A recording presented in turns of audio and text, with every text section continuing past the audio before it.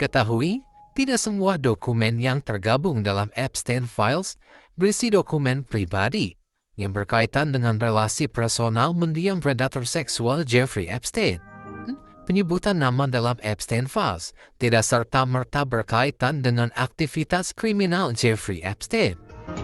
Di dalamnya juga terdapat email internal organisasi, dokumen kebijakan, laporan resmi, hingga materi komunikasi dari berbagai lembaga internasional.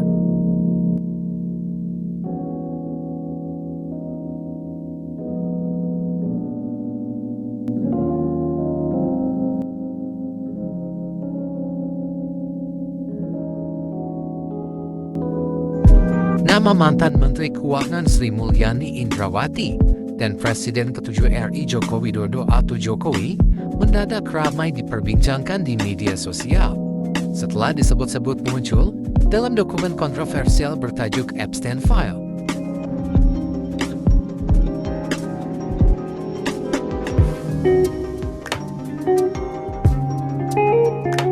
Nama Jokowi muncul dalam konteks clipping pemberitaan atau laporan analisis yang memuat situasi politik dan ekonomi Indonesia.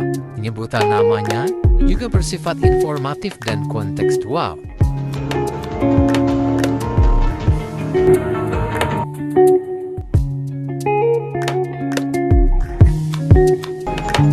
Penyebutan nama Sri Mulyani diketahui berasal dari arsip World Bank Group, bukan dari dokumen pribadi Jeffrey Epstein.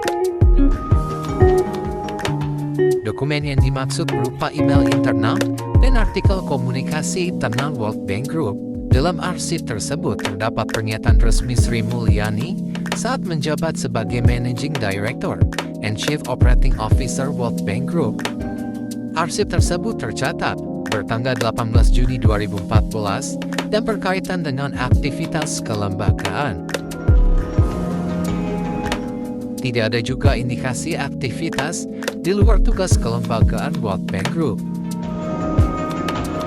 Namun, dokumen tersebut bukan merupakan dokumen pribadi Jeffrey Epstein, serta tidak ditemukan juga korespondensi personal, baik komunikasi langsung maupun tidak langsung antara Sri Mulyani dengan Jeffrey Epstein. Kendati begitu, konteks penyebutan Sri Mulyani dan Jokowi tidak berkaitan dengan relasi personal dengan mendiang Jeffrey Epstein. Penjelasan mengapa nama Sri Mulyani dan Jokowi tercantum dalam dokumen Epstein Files, ternyata tidak terdapat indikasi hubungan personal kedua tokoh tersebut dengan Jeffrey Epstein.